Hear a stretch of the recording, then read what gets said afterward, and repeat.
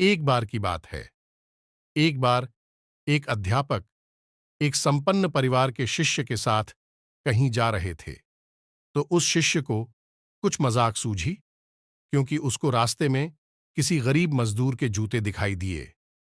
उसने अध्यापक से कहा, गुरुजी, अगर हम इन जूतों को छुपा दें तो कितना मजा आएगा। देखते हैं कि मजदूर पर इसका क्या असर पड़ता है।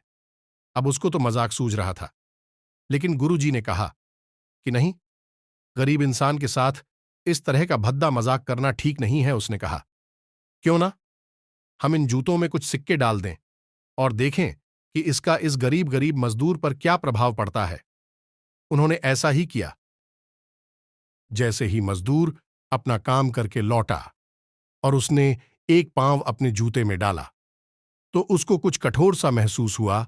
उसने अंदर हाथ डाला तो उसको कुछ सिक्के दिखाई दिए। वह थोड़ा आश्चर्य में पड़ गया।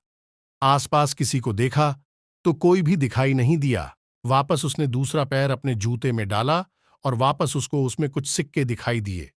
अब दोनों जूतों के सिक्कों को उसने अपने हाथों में रखा और प्रभु की तरफ इशारा किया, हे प्रभु, पता नहीं किस भले मानुष ने यह सिक्के मेरे जूतों में छुपाए हैं, लेकिन जिसने भी छुपाए हैं उसको मेरी दुआ है, ताकि इन पैसों से मैं अपने बच्चों और पत्नी के लिए कुछ खाना और दवाइयां ला सकूंगा। और इतना बोलकर वह चला गया। इस बात को शिष्य और अध्यापक दोनों सुन रहे थे।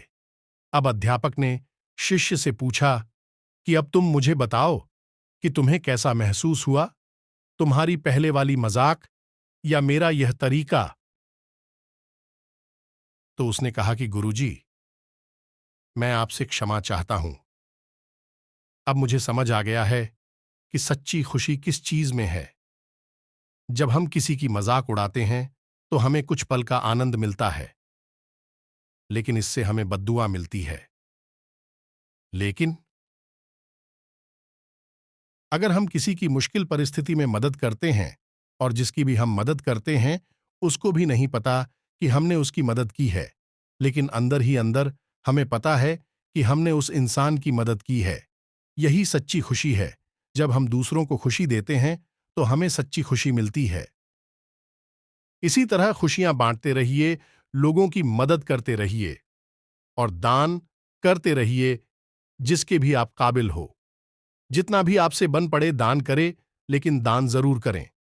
इसका मतलब यह नहीं है कि आपको कंपलसरी या अनिवार्य रूप से इतने रुपए दान करने ही चाहिए, क्योंकि हर किसी की जरूरत अलग अलग हो सकती। अगर आप किसी को पैसों का दान नहीं कर सकते तो कम से कम चीजों का दान तो कर ही सकते हैं। मुझे पूरी उम्मीद है कि यह हार्ट टचिंग स्टोरी आपको जरूर अच्छी लगी होगी। आपका कीमती समय देने के लिए दिल से शुक्रिया।